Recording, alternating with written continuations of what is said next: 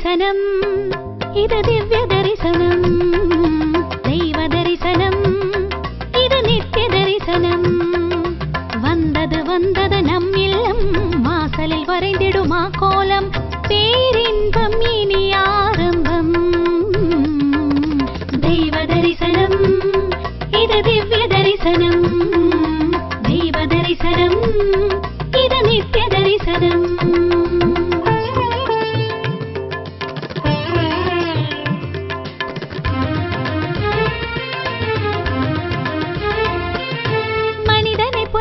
ஆக்குவது தெய்வ தரிசனம் மனதின் சலனம் போக்குவது தெய்வ தரிசனம் நிம்மதி நிம்மதி நம் சொந்தம் வாழ்வினில் அருள்வது இறைபந்தம் வாராதோ பேரானந்தம்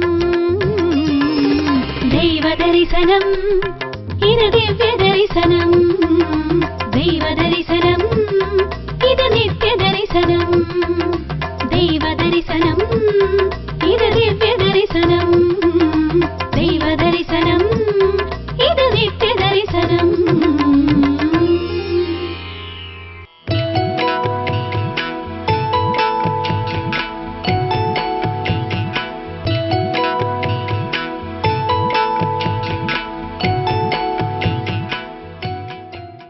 தெய்வ தரிசனம் நேயர்கள் அனைவருக்கும் அன்பான காலை வணக்கம். சிறப்புக்குரிய தெய்வ தரிசனம் பகுதிக்கு உங்கள் அனைவரையும் அன்புடன் வரவேற்கின்றோம். ஒவ்வொரு நாளும் நாம் இறைவனை ஆலயத்திற்கு சென்று வழிபடுகின்ற போது நம்முடைய மனதிலே எத்தனை மகிழ்ச்சியும் இன்பமும் தோன்றுகின்றதோ அந்த மகிழ்ச்சியையும் நீடித்த இன்பத்தையும் நமக்கு தரக்கூடியதாக நம்முடைய இல்லம் தேடி வந்து இறைவனுடைய தெய்வ தரிசனத்தை நாம் பெற்றுக்கொண்டிருக்கின்றோம். இன்றைய தினம் நாம் நம்முடைய தெய்வ தரிசனத்தில் தரிசிக்க போகின்ற இறைவன் முருகப்பெருமான். முருகன் என்று சொன்ன உடனேயே முருகன் குடி இருக்கக்கூடிய திருத்தலங்கள், மலை மீது இருக்கக்கூடிய திருத்தலங்கள் தான் அநேகமானவை நம்முடைய நினைவிற்கு வரும். முருகன் அநேகமாக மலை மீதே குடியிருந்து அருள் புரிகின்றார். மயில் வாகனத்திலே எழுந்தருளி அருள் புரியக்கூடிய முருகப்பெருமான் மலை மீதும் எழுந்தருளி அருள் புரியக்கூடிய அருளர். அந்த அற்புதமான மலை திருத்தலத்திற்கு சென்று நாம் வழிபடுகின்ற போது நமக்கு அதீதமான நன்மைகள் கிடைக்கின்றன. சாதாரணமாக இறைவனை நாம் வழிபடுகின்ற போது அந்த ஒவ்வொரு திருத்தலமும் அமைந்திருக்கின்ற இடத்திற்கு தகுந்தாற் போல நம்முடைய வழிபாடும் நம்முடைய பிரார்த்தனைகளும் நமக்கு நிறைவேறுகின்றன. இறைவன் கடல் சார்ந்த திருத்தலங்களிலும் மலை மீது எழுந்தருளி அருள் புரியக்கூடிய திருத்தலங்களிலும் அதி விசேஷமாக நிறைந்திருக்கின்றார். அப்படி முருகப்பெருமான் மலை திருத்தலங்களில் ஒன்றாக விளங்கக்கூடிய வையப்ப மலையைத்தான் நாம் இன்றைய தினம் தரிசிக்க போகின்றோம். இந்த வையப்ப மலை என்கின்ற இடத்தில் முருகப்பெருமான் மலை மீது எழுந்தருளி அருள் புரிகின்றார். ராசிபுரத்தில் இருந்து சுமார் 12 கிலோமீட்டர் தொலைவில் அமைந்துள்ளது இந்த வையப்ப மலை என்கின்ற அற்புதமான பகுதி. இங்கே மலை மீது முருகப்பெருமான் எழுந்தருளி அருள் புரிகின்றார். சுமார் 250 படிகள் கடந்து இந்த முருகப்பெருமானை சென்று நாம் இந்த ஆலயத்திலே தரிசனம் செய்து மகிழலாம்.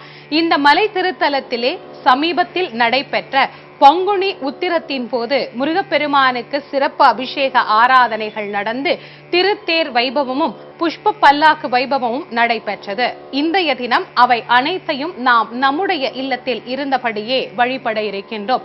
12 கரங்களாலும் கேட்டவருக்கு கேட்ட வரங்களை இல்லை என்று சொல்லாது அள்ளி அள்ளி வழங்கக்கூடிய வள்ளல் முருகப்பெருமான்.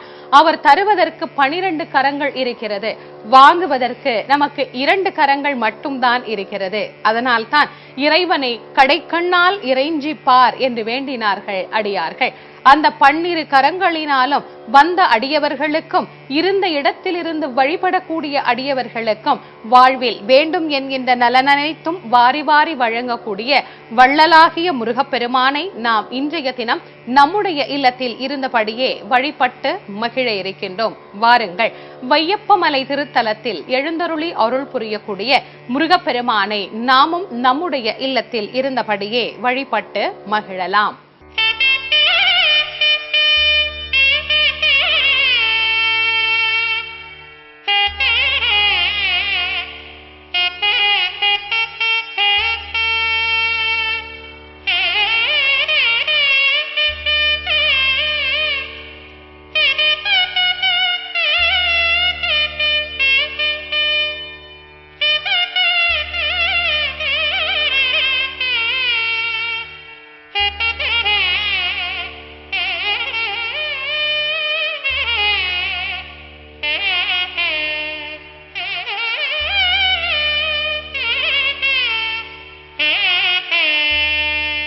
சேயோன் மேய மைவரை உலகு என்கிறது தொல்காப்பியம்.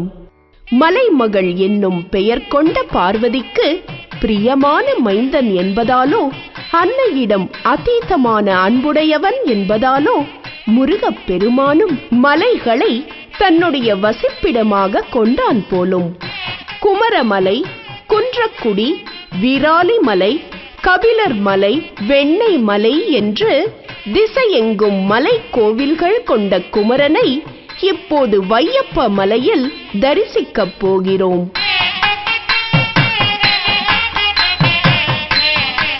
நாமக்கல் மாவட்டம் ராசிபுரத்திலிருந்து திருச்செங்கோடு செல்லும் வழியில் சுமார் 8 கிலோமீட்டர் தொலைவில் உள்ள சிறு குன்றுடன் கூடிய பகுதிதான் இந்த வையப்ப மலை.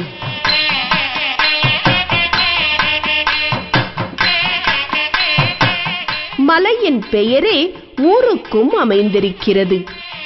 இங்குதான் அழகிய திருக்கோவிலில் எழுந்தருளியிருக்கிறான் வள்ளி மணவாளனான முருகப்பெருமான்.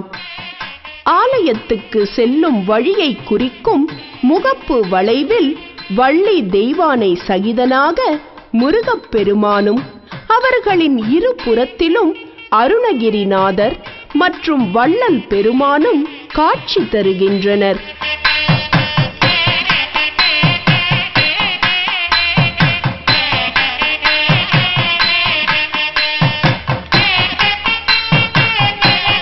மிகச் சமீபத்தில் திருப்பணிகள் நடைபெற்றதை கோவில் முதல் ஆலய படிக்கட்டுகள் வரை பெற்றுள்ள பொலிவு உணர்த்துகிறது.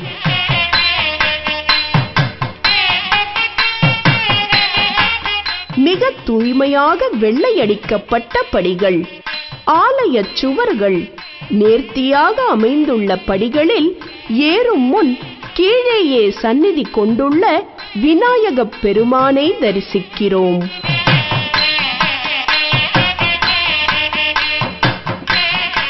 வினைகள் அனைத்தையும் போக்குபவரும் தடைகளை அகற்றுபவருமான வேழமுகனை வணங்கி படிகளில் ஏறுகிறோம்.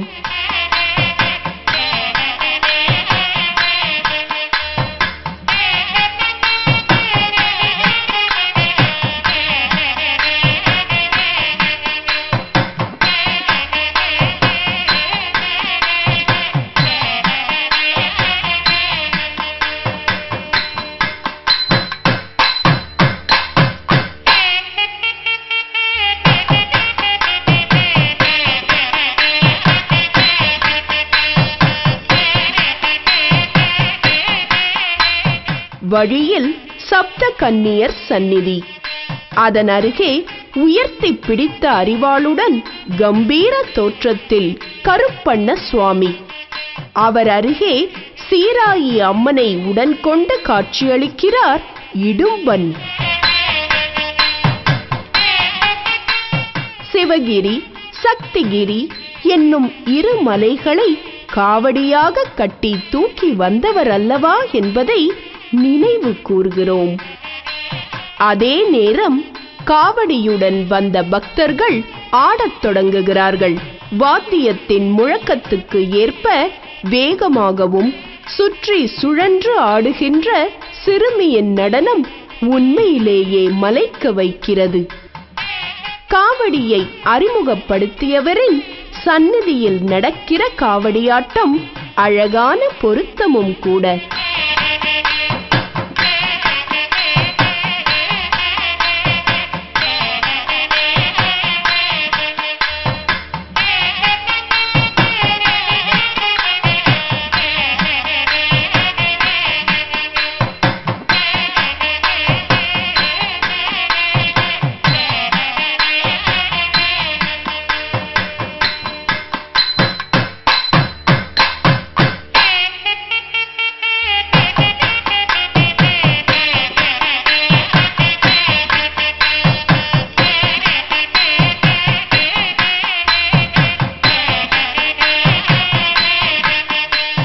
பங்குனி உத்திரத்தை ஒட்டி ஏராளமாக திரண்டு வருகிறார்கள் பக்தர்கள்.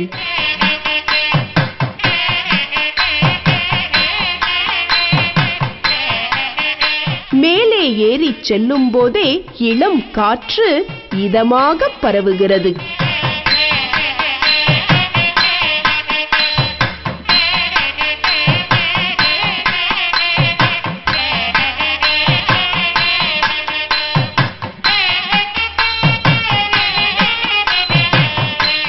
அழகிய மதில் சுவருடன் கொடிமரம், பலிபீடம் ஆகிய அமைப்புடன் அமைந்திருக்கிறது ஆலயம்.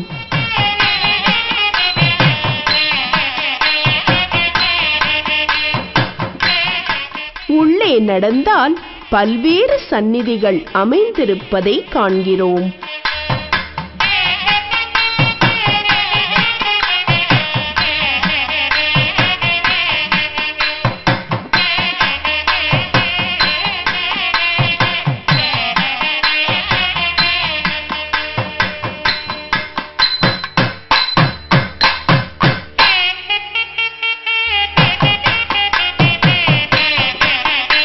நிறுத்தி விநாயகர் என்கிற பெயருடன் விநாயகப் பெருமான், சிவாலய காவலராக விளங்கும் பைரவமூர்த்தி, ஆதித்யாதி நவக்கிரகங்களின் தனிச்சந்நிதி.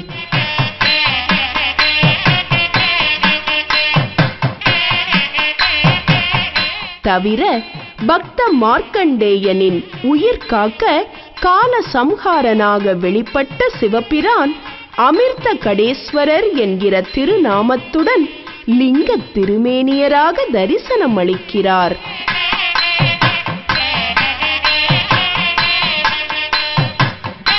அழகிலொரு ஒப்பாரும் மிக்காரும் இல்லாத வள்ளியான அம்பிகை அபிராம வள்ளியாகவே சந்நிதி கொண்டிருக்கிறாள்.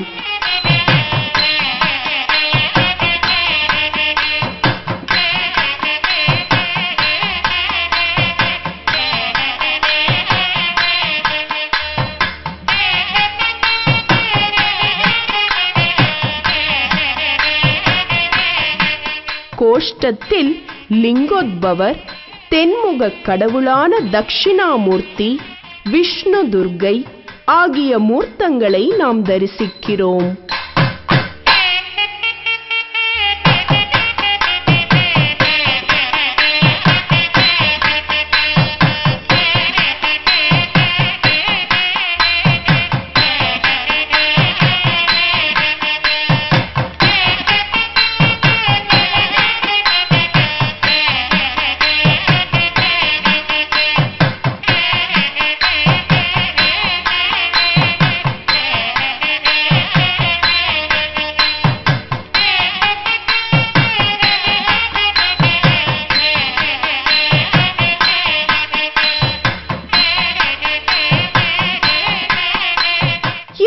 சந்நிதிகளையும் உடன் கொண்ட ஆலயத்தின் மூலவராக விளங்குகிறார் ஸ்ரீ சுப்பிரமணியர்.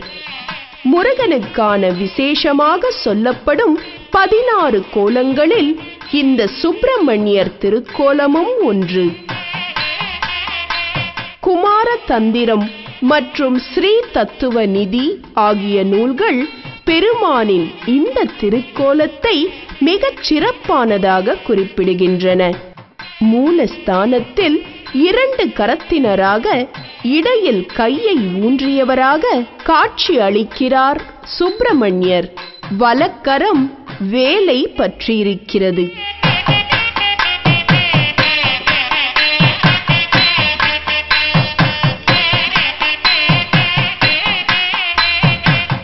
பங்குனி உத்திர திருநாளையொட்டி விசேஷ அபிஷேகங்கள் நடைபெறுகின்றன.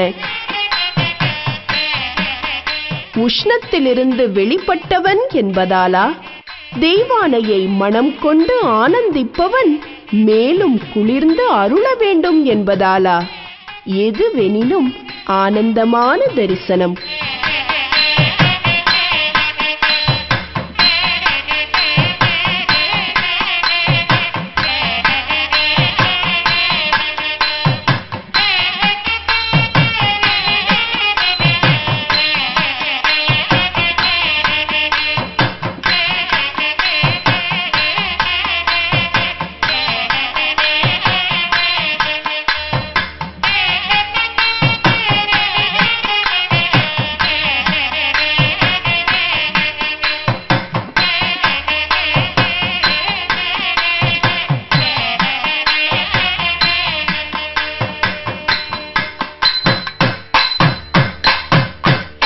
அழகன், கந்தன், கடம்பன், சேயோன், செவ்வேள், குமரன், தேவசேனாதிபதி என்று பல பல திருநாமங்களால் கொண்டாடப்படும் குமரப்பெருமான் இதோ பங்குனி உத்திர திருநாளில் திருத்தேரில் உலா காண வருகிறார். அலங்கரிக்கப்பட்ட தேருக்கு வரும் முருகப்பிரான் பக்த வெள்ளத்தில் நீந்தி வருவது போன்றே தோன்றுகிறது. அவ்வளவு பக்தர்கள் கூட்டம், வாத்திய முழக்கங்கள் ஒரு புறம், பக்தர்கள் எழுப்பும் அரோகரா முழக்கம் இன்னொரு புறம். மலர் மாலைகள், பளபளவென்று ஜொலிக்கும் வஸ்திரங்கள், ஆபரணங்கள் என்று தரித்தவராக வள்ளி தெய்வானை சகிதராக தேர் உலா காண்கிறார் சுப்பிரமணியர். தடை நீங்குதல், ஆனந்தம், மங்களங்கள் பெருகுதல், அறிவு, சாதுரியம், வெற்றி இவற்றை சுப்பிரமணியராக விளங்கும் முருகப்பிரானை வழிபடுவதால் நமக்கு கிடைக்கின்றன என்கின்றன தத்துவங்கள்.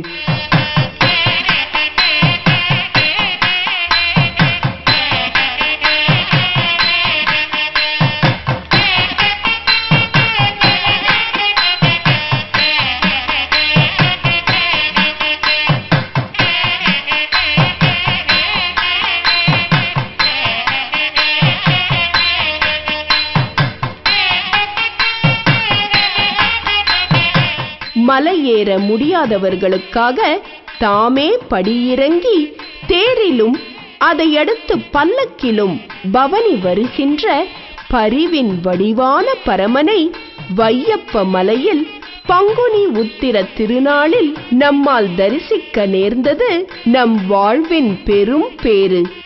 இது நமக்கு நன்மைகள் வருவதற்கான அடையாளம்.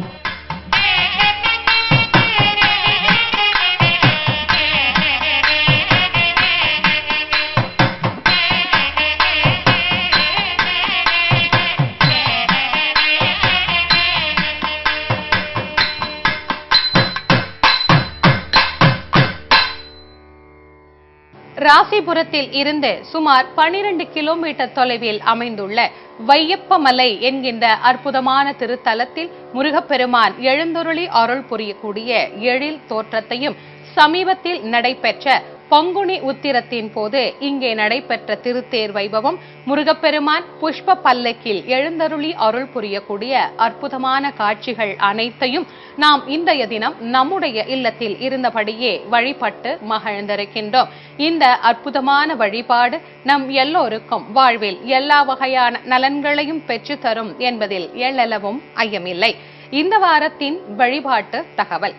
இன்றைய தினம் நாம் வழிபட்டது முருகப்பெருமானுடைய திருத்தலமாகிய வையப்ப மலை.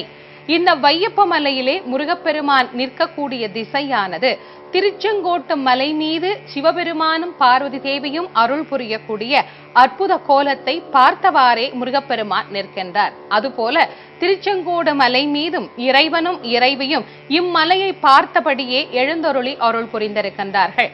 இயற்கையாகவே இவ்வாலயங்களை அமைக்கின்ற போது அவ்வாறு அமைத்திருக்கின்றார்கள். இறைவனை எப்போதுமே வழிபட வேண்டும் என்கின்ற நியதி நமக்குண்டு.